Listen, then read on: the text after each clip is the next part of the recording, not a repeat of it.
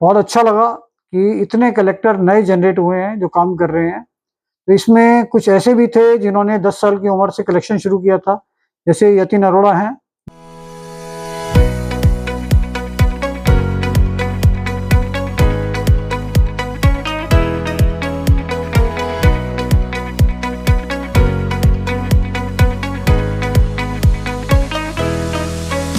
दोस्तों नमस्कार,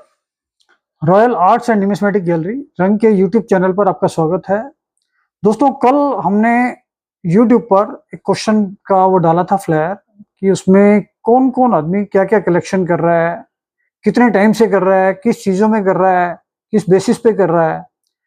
तो एक्चुअल में हम लोगों का पूछने का टारगेट ये था कि कुछ लोगों ने कलेक्शन अभी शुरू किया है कोरोना के बाद, जब से सोशल मीडिया में बहुत सारी चीज़ें हाईलाइट होने लगी हैं कि ये कॉइन लाखों रुपए के हैं, ये करोड़ों रुपए के हैं। तो उसके बाद लोगों का इंटरेस्ट डेवलप हुआ और कोरोना के बाद बहुत सारे लोगों ने कलेक्शन शुरू किया और उसके साथ साथ ही यूट्यूब चैनल भी बहुत ज़्यादा बढ़ चुके थे, जिसकी वजह से लोगों को माइंड में ये आया कि भाई कॉइन कलेक्शन भी कुछ होता है। तो दोस्तों बहुत सारे लोगों ने जवाब दिया है, करीब करीब 70 से 80 लोगों ने उसमें कमेंट्स किए हैं और बहुत अच्छा लगा कि इतने कलेक्टर नए जनरेट हुए हैं जो काम कर रहे हैं। तो इसमें कुछ ऐसे भी थे जिन्होंने 10 साल की उम्र से कलेक्शन शुरू किया था, जैसे यतिन अरोड़ा हैं, दिल्ली के ही हैं वो, और हमने उनको मेंबर भी बनाया था करीब 8 साल पहले। तो हमारी सोसाइटी के सबसे छोटे मेंबर थे और पिछले 8 से 10 साल में उन्होंने बहुत अच्छा कलेक्शन किया है और वो सारी चीज़ें उन्होंने सिस्टमेटिक नॉलेज के साथ की है। तो मैं ये मानता हूँ कि उन्होंने कलेक्शन को एक प्रॉपर कलेक्शन के हिसाब से लिया और जो भी चीज़ें उन्होंने ली तो वो फेसबुक से ली, व्हाट्सएप से ली, एग्जीबिशंस में जाकर ली, उसकी पूरी इंफॉर्मेशन, पूरी नॉलेज को पूरे स्टडी करने के बाद उन्होंने कलेक्शन किया। तो आज मेरे ख्याल से उनकी एज ज़्यादा से ज़्यादा 23-24 साल के आसपास होगी और उसके बावजूद उनको सब चीज़ों की प्रॉपर नॉलेज है, कलेक्शन अच्छा है। और मेरे हिसाब से जैसा मैं उनके बारे में थोड़ा सा स्टडी करता हूँ, तो उन्होंने क्या किया है कि उसी फील्ड में उसी चीज़ से कमा के और उसी फील्ड में वो इन्वेस्ट कर रहे हैं। जैसे उन्होंने कोई भी चीज़ ऐसी ली कि उसी चीज़ का कोई पाउच मिला उनको, उनकी स्टडी भी है, नॉलेज भी है और वो काफ़ी लोगों को जानते भी हैं। तो उन्होंने कोई पैकेट खरीदा, वो 3000 का ले लिया,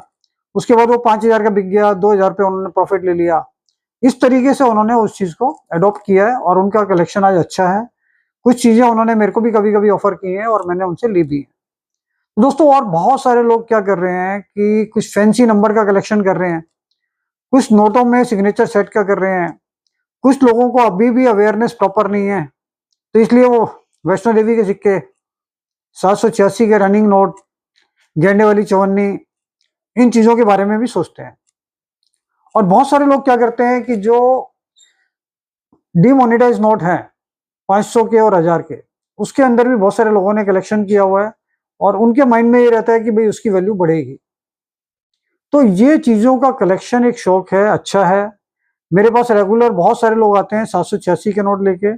खास तौर से घर की जो लेडीज़ हैं, वो 786 एंडिंग 786 के बहुत सारे नोट कलेक्शन करके बैठे हैं। तो मैंने उनको यही सजेस्ट किया है कि अगर मान लो वो 500 के नोट 786 के हिसाब से कलेक्ट कर रहे हैं, तो उनकी वैसे वैल्यू कुछ नहीं है। एंटीक्विटी के हिसाब से 786 वाला, जिसमें एंडिंग 786 है, तो उसमें 100 का, 200 का, 500 का या 2000 का या 1000 वाले जो नोट डिमोनेटाइज हो गए हैं, उनकी एंटिक वैल्यू नहीं है और रनिंग कंडीशन में किसी भी सूरत में उस पर आपको 2% भी प्रीमियम नहीं मिल रहा है। लेकिन उस बहाने से आपके उन पैसों की शेयरिंग हो रही है, सेविंग हो रही है। तो अगर वो सर्कुलेशन से आपके पास आने के बाद वो जुड़ जाते हैं, तो इस बहाने एक पैसा जुड़ रहा है आपका। लेकिन अगर उसको आप डायरेक्शनल इन्वेस्ट करते हैं या प्रॉपर डायरेक्शन में कलेक्शन करें और ऐसी-ऐसी चीज़ों का कलेक्शन करें जिसका बेनिफिट आपको मिले। तो ये एपिसोड जो है हम इसलिए बना रहे हैं कि अगर कोई कलेक्शन करना चाहता है या कर रहा है,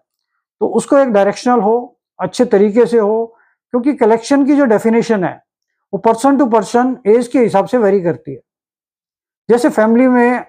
छोटे बच्चे हैं और वो स्कूल जा रहे हैं, उस कंडीशन में क्या होता है कि जो भी बच्चे स्कूल लेवल पे पढ़ रहे हैं और वो nursery, KG, first class, second class ऐसी क्लासेस में हैं, तो उनको हम कलेक्शन की हैबिट डालें कि भाई ये बच्चे को ला कर दें फॉरेन कंट्रीज के नोट हो गए, कॉइन्स हो गए, भाई हम उनको हर 15 दिन में एक कॉइन, दो कॉइन अलग अलग कंट्री का, जिससे क्या होगा, उनके अंदर क्यूरियोसिटी डेवलप होगी कि ये कंट्रियां हैं वर्ल्ड में और इनके अंदर ये करेंसी चलती है। या फिर जैसे हमने अपनी करेंसी का ही एक नोट उनको दे दिया ₹1 का, कि देखो ये इस फाइनेंस सेक्रेटरी के सिग्नेचर इसमें है, ये ₹5 का नोट है, इसके अंदर ये फाइनेंस सेक्रेटरी, आरबीआई गवर्नर के सिग्नेचर है। तो इस तरीके से उन चीजों की नॉलेज टाइम टू टाइम जैसे जैसे वो कलेक्शन करेंगे, उनको नहीं पता वो चीज कितने की आ रही है, बल्कि आपके लिए भी ये है कि वो चीजें अगर बहुत सस्ती हैं और वो कलेक्शन के साथ साथ नॉलेज को भी बढ़ा रही हैं, उनके अंदर शौक डेवलप कर रहे हैं। आजकल क्या होता है कि बच्चे सारे दिन मोबाइल लेके बैठे रहते हैं, चाहे कितने भी छोटे हों। तो अगर उनको मोबाइल से हटाकर इन चीजों के शौक में डालेंगे, तो ये चीजें उनको माइंड को डाइवर्ट करेंगी, शौक डेवलप होगा, और आने वाले टाइम में जैसे जैसे इनका ये कलेक्शन बढ़ेगा, तो उनको एक नेचर बन जाएगी कि कुछ कलेक्शन करना है, कोई चीज हमें उठाकर रखनी है। तो ये हमारे यहाँ एक इंडियन कल्चर भी रहा है कि हमें सेविंग भी करनी है। तो इस सेविंग के अंडर में भी हम बहुत सारी चीजें, जैसे हमें मान लो चांदी के सिक्कों का ही शौक हो गया, और नॉर्मली जैसे जैसे आप इतने सारे वीडियो देख रहे हो जिसके अंदर कमोमेरेटिव कॉइन ही आपका अगर आपके हाथ में रेयर आ जाता है, तो उसकी कीमत भी 20 से 25 हजार हो सकती है। और डेफिनेटिव के भी बहुत सारे कॉइन रेयर हैं जिनकी वैल्यू 10,000, 20,000, 50,000 है। तो दोस्तों अगर आपको शौक होगा, जब भी आप उसमें इंटरेस्ट लोगे, जब आप इंटरेस्ट लोगे, तो उसके बाद ही आपको ये रेयर चीजें मिलने का रास्ता बनेगा, या तो आपके पास है। और अगर आपको शौक डेवलप होता है कि भाई आप कलेक्शन कर रहे हैं, और सबको पता है आपके रिलेशन में, सर्कल में, व्यवहार में, कि भाई ये कॉइन का कलेक्शन कर रहे हैं, तो किसी के पास भी कोई चीज होगी वो आपको ला कर देगा, जिसमें आपका 1990, 1980 का बॉम्बे मिंट 25 पैसे, 1957 की अठन्नी, ये आपको पता है ये 20,000, 25,000, 30,000 तक हैं। ये 1991 नोएडा, इस टाइप के कॉइन आपको जब भी मिलेंगे जब आपका शौक होगा, आप उन चीजों को धीरे धीरे कलेक्शन कर रहे हो। लेकिन मैं हमेशा ये भी आपसे कहूंगा कि उसके लिए बहुत ज्यादा इन्वेस्टमेंट का रास्ता नहीं है।